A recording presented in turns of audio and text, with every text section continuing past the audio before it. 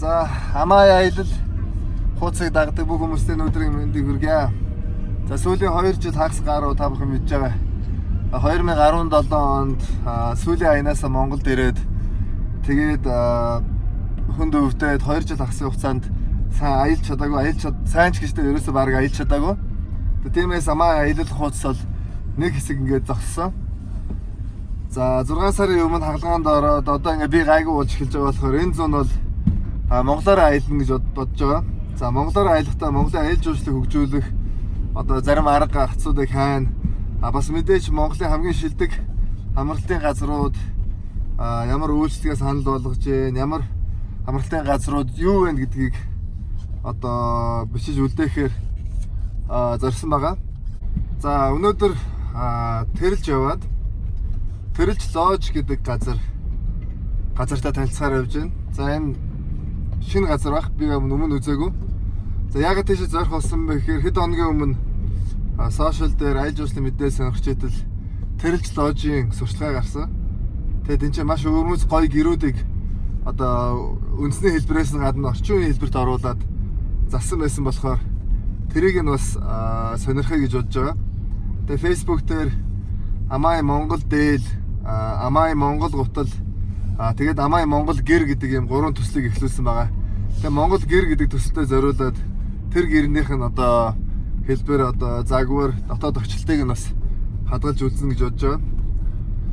За тэгээд энэ жил энэ зүүн надтай хамт аялаад Монголын хамгийн гоё газруудын амралтын газруудын бичлэгүүдтэй нас танилцаарай.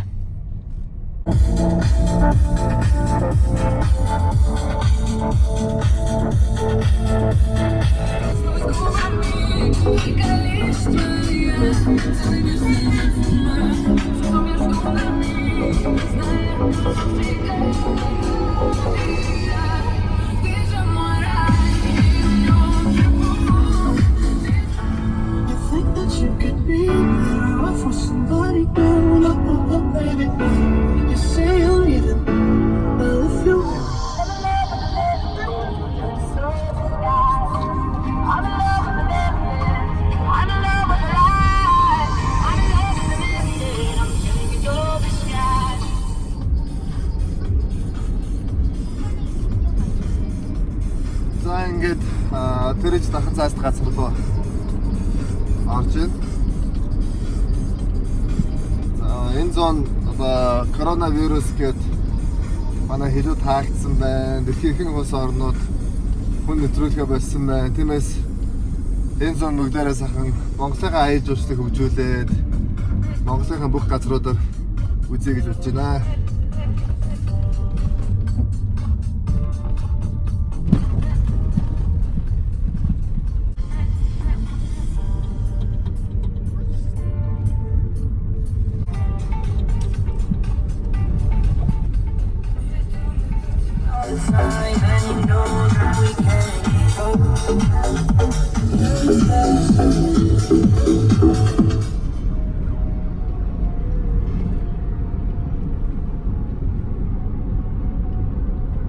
Бид одоо ингээ Мэлхийн хад дээр ирж байна. За Мэлхийн хад бол Монголын аялал жуулчлалын бас нэг том брэнд. За Мэлхийн хад. За бид дэлхийн одоо 80 нийтдээ 88 гаруй улсыг үзсэн. Тэгээд энэ Мэлхийн хад шиг ийм өвөрмөц хад бол дэлхийд бол маш ховор. За баг байхгүй гэж хэлж болно доо. Тэгээд энэ төрхийг л одоо бид нэр дэлхийд таниулаад олон нийтийг одоо олон нийтээс сурчлаад энийг үзэх юмсаа гэсэн тийм мөрөөдлийг бүтээж чадах юм бол манай аялал жуулчлал маш их том ажил болно.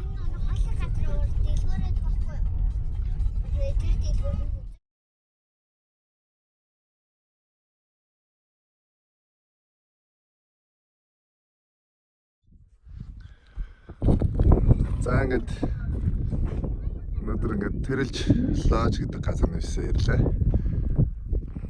За энэ газрын тухай би сошиал дээр мэдээлэл авсан болохоор ирж үзмээс агцсан. За тэгээд ерөөдөө энэ жил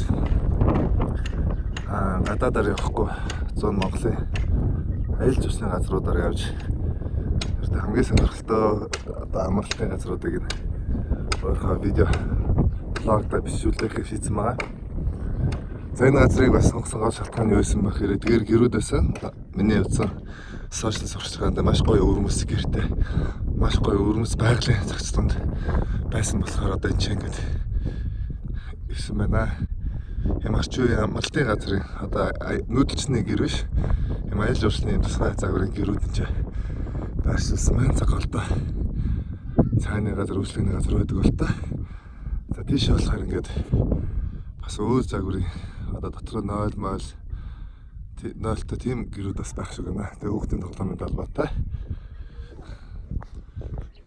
За аялал жуулчлалын зориулалттай гэр ямар юм өнөөсөд явсан бэ гэдэг үзүүлэхэд тулд энэ бичлэг хийж байна. За ингээд шаттай өөр жижиг тавцантай.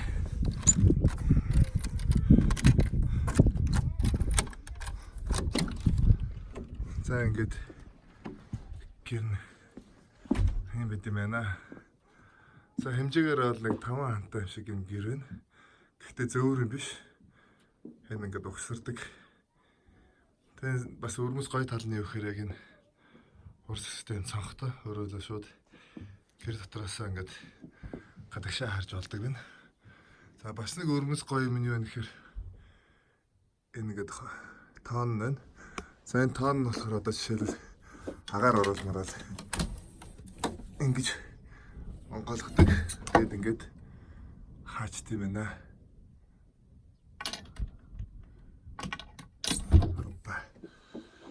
За тэгээд ширээтэй. За дулаалгын асуудлыг энд бодвол шалаасаа халаад байгаа гэж бодож байна. За шал нь бол паркет. За тэгээд энэ одоо шкаф автар одоо ийм маяг шийдсэн байна. За ингээд тоог цахилгаан байна. Тэгээд дөрөв арта ийм амралтын газрууд байна. За энэ ингээд тэрэлж ложи нөгөө хэсэг нь ингээд үүсэж байна.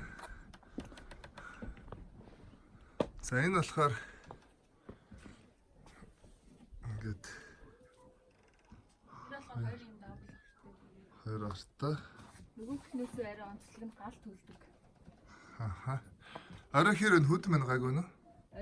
Ерөнхийдөө ойдож байгаа сэрүүхэн байгаа. За энэ ингээд гэрээс хажуу холбоос игээд юм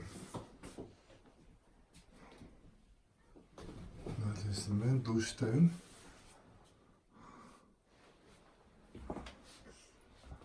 За ийм амралтын бас нэг одоо санал төвшүүлж байгаа газар байт юм байна.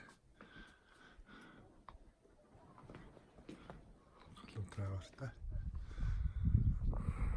За энэ гэр ресторан гэдэг зүйл одоо үзлээ.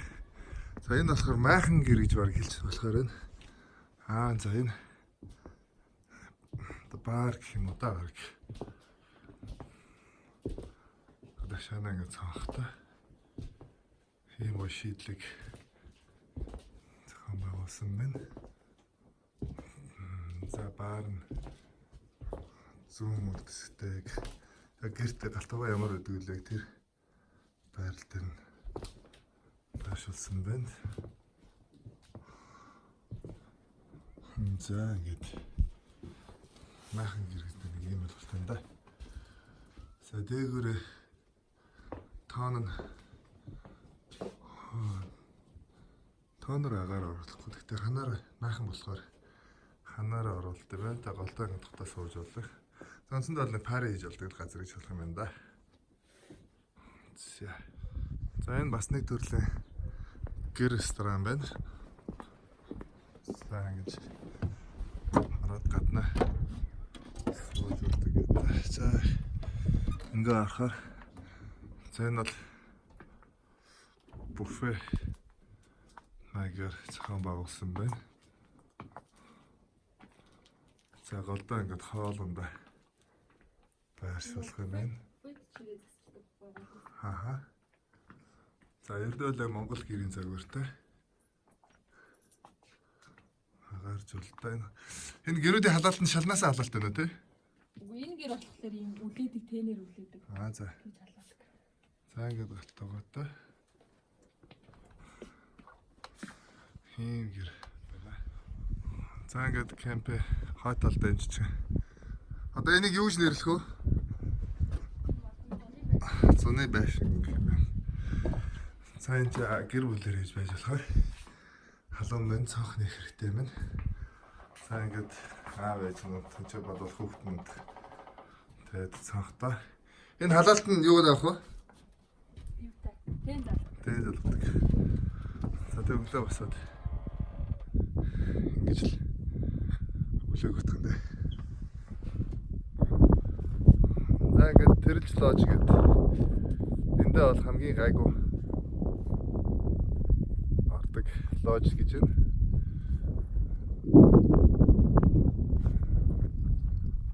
За тэгээд бусад Монголын амралтын газруудыг та нартай зөвлөдөө та бүгдээрээ харьцуулж үзээрэй. Тэгээд энэ зүүн бол бүхэн Монголда бүгдээрээ аялцгаа шүү. За ямар нэгэн үйлчлэгээний газрыг дүгнэхэд бол хамгийн түрүүнд нойлыг нь үзэх хэрэгтэй байдаг. Тэгээд нойлын ариун цэвэр, нойлын одоо тавтах бусад зүйлүүд нь тухайн газар хэлдэг. За нойл нь бол цэвэрхэн байна. За усанд ордог газраа энэ ч эргэжтэйчүүдийн нойл нь энэ ч байрлалын хувьд яг баруун гар талд нь болохоор эрэгтэй дүүш нойл нь гэдэг юм байна. За зүүн гар талд нь болохоор эмэгтэй дүүш, тэгээд эмэгтэй нойл нь гэдэг юм байна. За энэ амарчтай зориулж юм сарвчтай суудаг газрыг бас хаан байгуулсан байна. За энэ ч бол одоо ингээд тухтай суугаад тэнүүгээр жимсний модтой гэсэн. За тэгээд энэ ч одоо цон болохоор ингээд усаар үлээр байх бах. Тэгээд тэрүүгээр ингэж даварчулаа цаг өнгөрөх нэ. За өглөө 6 гэж хосоод хотод тэгээд 8 гэд гарсан.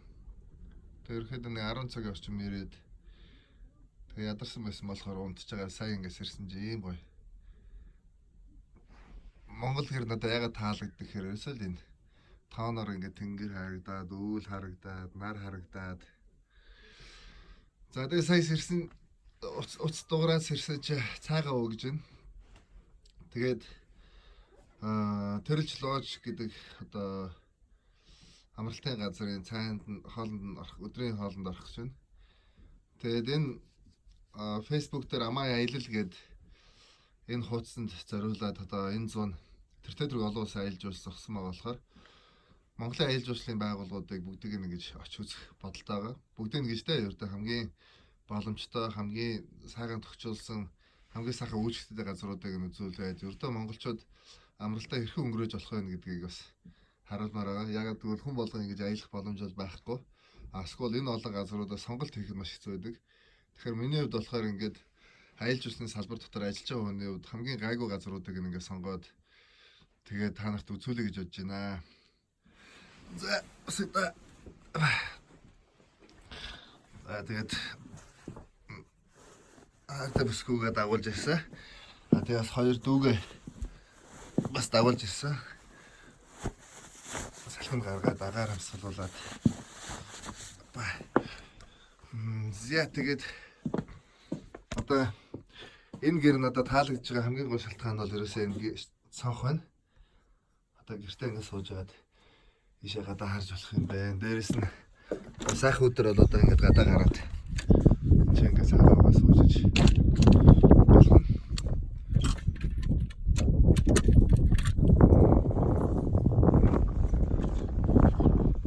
За тэгээд одоо яг аялал жуулчлалын улиралд өнгөж эхэлж байгаа болохоор яг энэ зүүн хаашаа явах төлөвлөгөөгөө боловсруулж байгаа.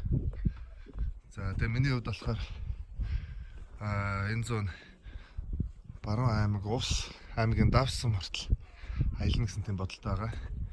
Тэгэхээр тэр замд таарах хамгийн сайхан тогтчлолтой аялал жуулчлалын газруудаар зочлоод та нарт бас Амай аялал гэдэг пэйж одоо танилцуулаад бичлэгүүд үзүүлэх гэж бодож байгаа. За одоо бас 5 жилийн өмнө бол Монголын аялал жуулчлалын одоо ихэнх газруудаар аялсан. Гэхдээ тухайн үед бол энэ одоо бичлэг хийхгүй зөвхөн фото зураг хийж архив хийсэн. Тэр цагаас хойш өнөөдөр аялал жуулчлал бол маш өөр болсон байна. Илүү хөгжсөн байна.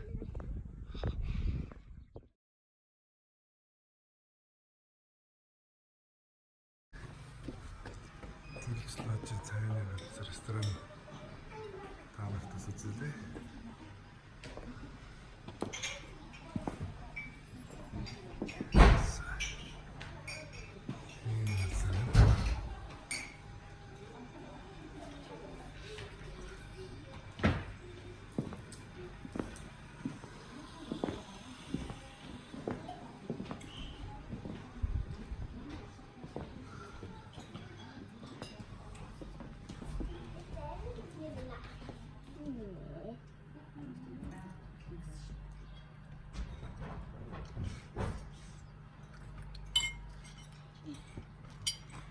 За өдрийн хоол ямар хоол захиалах вэ гэхээр би хэлсэн.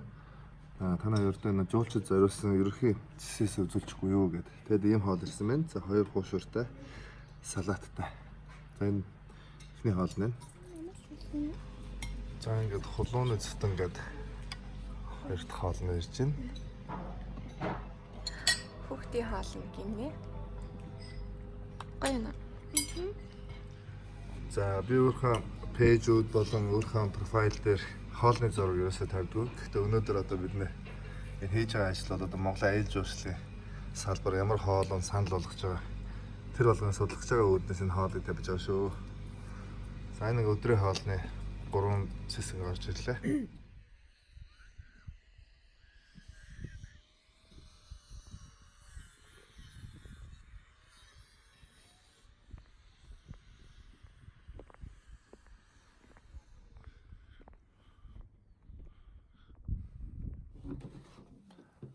Тэрэлж лож дээрээд эхний өдрийн орой болж байна. За тэгээ орой хоолнд ямар хоол захиалах вэ гэхээр би зүгээр яг та нар ингээд өөрсдөө жуулчтай санал болгодог хоолоо явуулчихгүй юу гэд хэллээ. За ресторанд нь орж идэхгүй өрөөлөг хоолоо захиалчлаа. Ягаад тэгэхээр угаасаа карантин дуусах байгаа. Тэгэхээр аль болох тусгаарлалтай байх хэрэгтэй гэж байгаа. Тэгээ орой хоолнд одоо банш ирж байна, пицца ирж байна. Тэгээд ийм шүл ирж байна. Одоо цолоос шүл ирж байна. Тэгээ хоолны хувьд бол үнэхээр сайхан байна уу? Хоёлаа тий. Энэ хоёроос зүм авч байна. Одоо жоохон ядчтай байх шүү.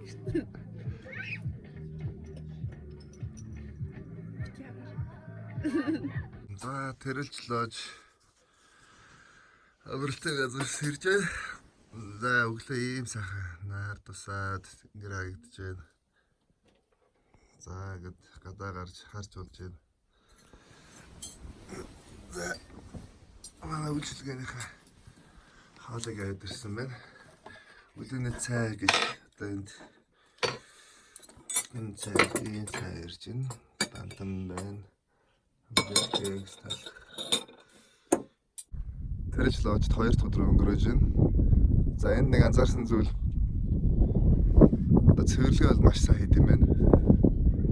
За би хувьдаа энэ ч одоо аялал жуулчлалыг хэр хөгжүүлж гэн хэр бүх юм одоо хангаж байгаа гэдгийг одоо судалж байгаа хүний хувьд юу хэлмээр нь гэхээр одоо шил цэвэрлэгээ хийж байгаа хүмүүс ингээд ажиллаад харахад одоо өчигдөр зочид явсан гэрээ цэвэрлэх байдал үнэхээр сайн байна. Одоо бүх тавчгууд угаад юм байна.